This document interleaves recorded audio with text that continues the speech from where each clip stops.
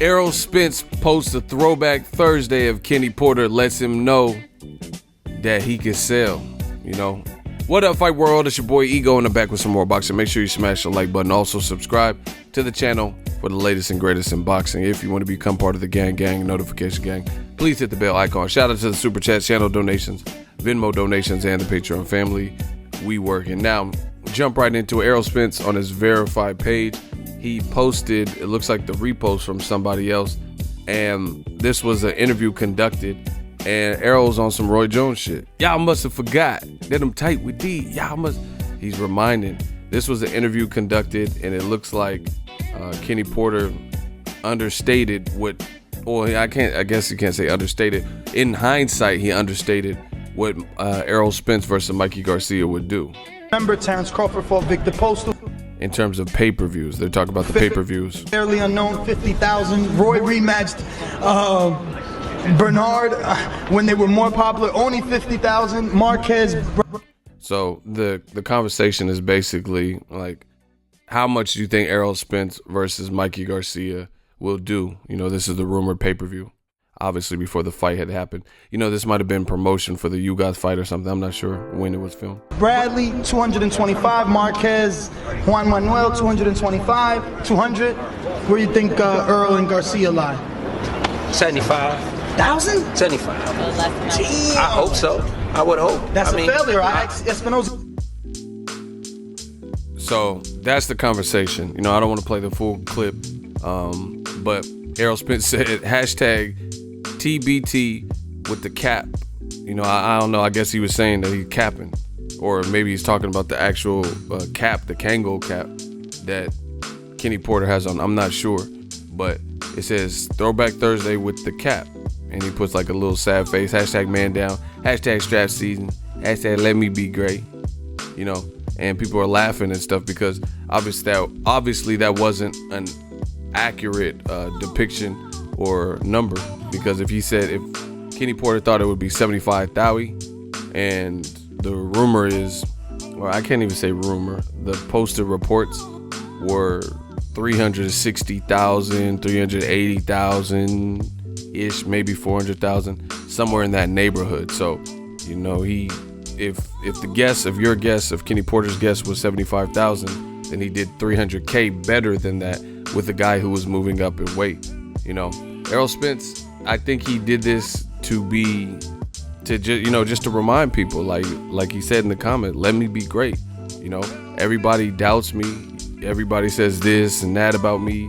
And I think Errol Spence is, you know, taking this opportunity to be a little bit snarky, you know, be a little bit petty, and to clap back. You know, I can't blame him. You know, in my opinion, who I am, where I'm from, I like proving people wrong. So if people say and doubt me and say I can't do some of that, then I'm gonna make sure you see it when it does happen, you know, and I'm gonna work towards it to make sure it does happen. So people work very hard, and if someone undermines them or underestimates them or their abilities or capabilities, I think for whatever reason, Errol Spence has been getting this for a while.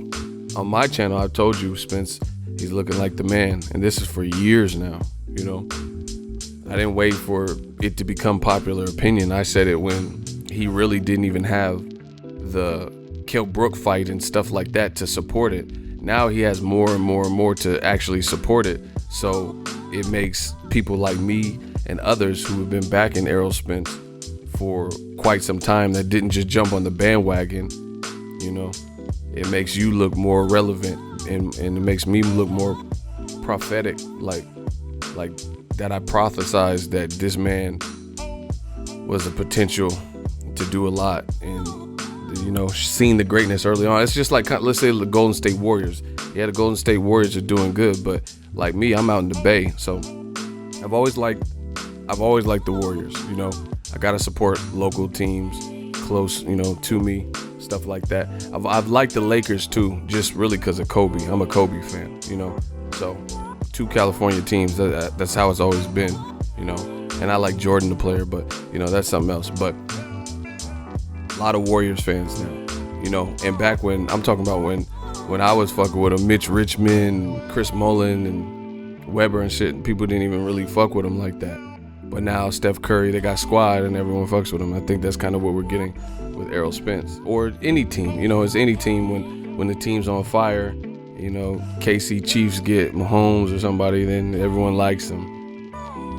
And you know those people weren't supporting, just fair weather fans, stuff like that. So Errol Spence, I think he just took this opportunity to say, yo, what about that, what you were saying? You said 75,000 me and Mikey was going to do. Well, you know, it's closer to 375,000. How you like them apples? And I think now that I'm thinking about it, this is probably why it's deep rooted, you know, even though he said it a little bit of it before, but he was like, this is Errol Spence kind of, you know, rubbing it in, putting salt in the wound, because Sean Porter's last fight with you guys, it looked like it was raining. It didn't look like it was fully packed. You get what I'm saying? So Errol Spence is probably having a field day. Like, yo, I did pay-per-view. I'm getting back in money.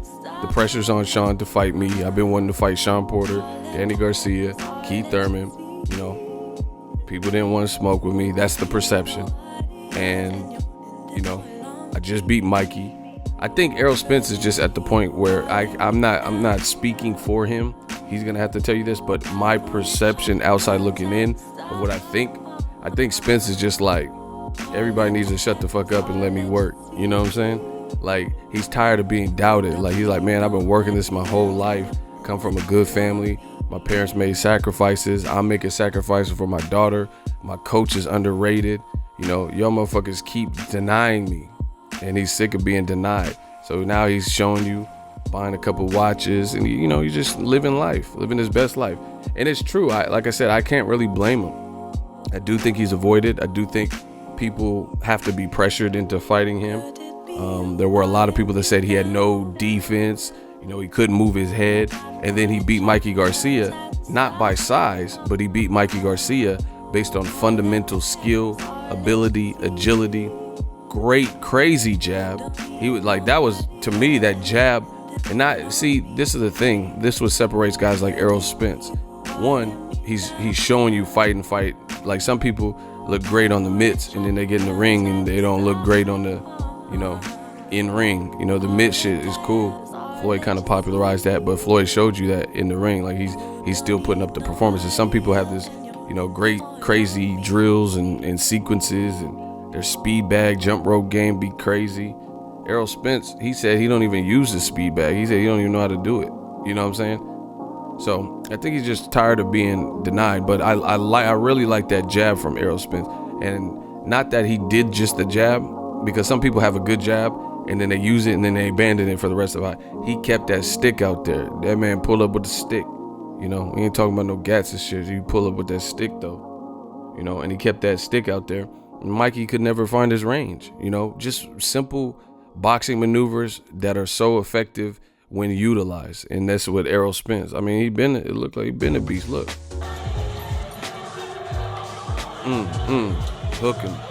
He got the hook up like Master P. Bow to the body, dump to the head, hook. Look, he out of there. But, oh my God. Bro, when you knock out the referee, in addition, bow, booyah, booyah, booyah, bow. Look, you knocked out the ref too. Bow, deep. Oh my, referee hit his head so fucking hard, bro. The referee, the referee got whiplash. See, Errol Spence, y'all better leave that boy alone. Pacquiao don't want no smoke. I'm just calling, man. 2019, they took Nip away, bro. I ain't got time for it, man. I'm so hurt by that. Rest in peace, Nipsey Hussle, neighborhood Nip. It's Lawson, I know what you guys are going through. You know, rest in peace to a real one. But, you know, I don't have time to sugarcoat and all that. We just got to call it what it is. Pacquiao don't want no smoke. People said Mikey would do this and that, and he's stronger and faster and snack and ring IQ. That didn't show up. Give the man his credit. It is what it is. He's quiet. He's a family man. He fucks with his small inner circle. You know, just get used to it. He's the person you don't need a bunch of energy and cameras around. He don't have to do. I respect it. I rock with it, bro. Like, you know, he don't have to have a bunch of people in his face, yes men and bullshit like that. Keith Thurman didn't really look good in his last fight. What else do you want from me? I don't know. You know, Keith Thurman, he started off good, but then in the 7th round with Jose Cito Lopez, it didn't really look good for him, you know. So I think ultimately that's what it is. I think he's just coming back for his critics, you know. He's just tired of being denounced. Like they said, it's a lose-lose situation, but then they picked against me, picked Mikey to beat me, but still wrote articles and said it's a lose-lose situation on ESPN, you know, a big sports outlet. You know, how does that work? How you pick the opponent to beat Errol, but then you say if in the event Errol wins, it's still a lose-lose for him. That's a setup. There's no way to win, you know. Then, like I said, Kenny Porter, they're doing the conversation, the interview, and he said, I think he'd do like 75,000. And then he does significantly better, 375K, which is, you know, big difference. Put it this way. If you had worked 80 hours for 2 weeks, let's say you get paid bi-weekly, and your check said 80, you know, you clocked in, you're supposed to have 80 hours worth of pay, and then you looked at your check and they paid you for 13 hours of pay. You know what I'm saying? They paid you for 24 hours of pay. These would be big differences. So in my opinion, guessing 75,000, which Kenny Porter guessed, to 375,000 roughly, you know, that's a pretty big jump because we talking about 75 a pop. So 300,000 more times 75, then yeah, the event was more successful than you led on. And then, like I said, the Ugas fight, the turnout wasn't crazy, and also the performance. Like Sean Porter, that's my dude. You know, shout out to him, but I got to keep it real. I think he tried to box a little bit too much. You know, Jamie Foxx, you know, Black Panther. I think Errol's just tired. You know, he's just tired of it. He wants to put on for his city. He's happy for the people who support him, and he's just kind of coming for the doubters. Like I said, people said he couldn't move his head, he sucks in defense, and Mikey's stronger, and he's gonna sell 75,000. I think he's just like, all right, I got you, bet. You know, people keep doubting what he can and can't do. That's why, you know, it does make the Errol Spence Terrence Crawford fight really appetizing, because, you know, who knows what'll happen there. I think it's a good fight. You know, I have nothing bad to say about either Crawford or Spence. They're both doing what they have to be doing, so it's going to be a collision course until then. But I think y'all should stop, like, just give it up. You know, they want to give it up to everybody who's non-American. They want to give it up to all fighters who aren't black and shit. Like Triple G, you know, he could beat up Gregor Proska, and that's just perfect. Then an elite fighter we all know and respect, who people thought had a chance to beat Errol. And, you know, I was there at the fight. There's Mexican flags and people cheering Mikey, and Robert Garcia RGBA t-shirts. And I interviewed with PETA, a bunch of us, and stuff like that. People thought Mikey could win, you know. Didn't work out like that. Now Mikey's going to meet up with the WBC, see what he's doing in terms of weight. And then, you know, Errol Spence goes on to the next order of business, which looks like Sean Porter. But Derek James, Jermell Charlo, who you see pictured, they all told you about this man. Floyd Mayweather, he told you about this dude. Yeah, oh, okay. And, you know, just to be real, Floyd Mayweather co-signing Errol Spence and kind of helping his buzz, that's big, because you don't always see Floyd. Because Floyd seems like he likes the light. He likes to be front and center, you feel me? Like, he likes the spotlight. So the fact that he was even, like, taking someone who was kind of unheard of and unheralded, and he was, like, giving him props. Oh, yeah, you know, Errol Spence, he should fight Keith Thurman. I think Errol Spence, he's the future. Like, you know, the fact that he was getting that cosign is pretty big, because, like I said, Floyd likes to spotlight himself, you know, and he told you that this is someone to check for. So, you know, high honors from somebody as legendary as Floyd, who, again, in the past hasn't really showed just anybody, you know, let them take the torch, if you will. But I like the movement. I like what Errol Spence is doing. I like how he's coming back and clapping back and letting people know, like, hey, remember that time you said I was gonna do 75,000 about that? You know, the hurt business. This is a competitive sport, you know, so you got to be hungry. you know. And I don't want to hear it because people say Errol Spence, he need to do like Broner, he need to act the fool, he need to do this. And then when he does little like snarky disses, like, you know, posting Kenny Porter stuff, they be like, oh, what, man, that's petty. What are you? Let me see what people are saying. Some people probably like it. Ha ha ha. This is why Sean Porter can't sell out a family dinner. Wow. Hold on. Let me read these comments. Errol Spence, we'll see how it turned out for you. Let his son get a pay-per-view now and see what sorry competition numbers. Oh, wow. People are going in. These cats refuse to accept how big Errol really is. The truth is the man. I mean, it's on his page, but I mean, that interview didn't age well at all. Hey, y'all funny, bro. Y'all funny in this comment section. See, new media, people want the truth. Men and women lie, numbers don't, you know? Bless his heart. But I know there are still always going to be the haters and a few people out there. He said, oh, head. He was quick with his words, but I still don't think he hates Errol. He don't hate. I've talked to Kenny Porter. He don't hate Errol. Like, I've been in the whip with Kenny Porter, and he told me good things about Errol. So that's not the case. But like I said, this is a competition. They may fight next, so I like it. You know, if Sean Porter and Errol Spence are to fight next, you know, give us something to talk about. You know, posting this and little back and forth, it's entertainment, you know. And then when they fight in the ring in that square circle, it's going to be competition. So let me know what you guys think of Errol Spence. I think overall Errol Spence is just tired, because even at the post-fight press conference when I was in Dallas, the writer Steve Kim, he wrote for ESPN. He works for them. He wrote an article saying Errol Spence is in a lose-lose situation, but he also picked Mikey Garcia to beat Errol Spence, which to this day, Wilder voice, doesn't make any sense. How you pick a person to lose, but then in the event that they win, if they were to beat the guy that you think is going to beat them, you say they don't get no credit and it done. That doesn't even make sense. Errol Spence beat Mikey. He dominated. It is what it is. He forced Mikey down. He let you know, like, weight class exists for a reason. That jab was impressive. He didn't beat him with size. He beat him with pure skill. He didn't use like weight advantage. Klitschko used his weight, his height and size more than Errol Spence did versus Mikey Garcia. You know, Errol outskilled Mikey. That's what I told you from off rip. Partner, that's what I told you. That's the worst possible thing. It would have been better if Errol just knocked out Mikey. Real talk. The reason being is because you could easily say, he was just too big. He knocked him out. He beat you at your own game. That's worse. That's worse.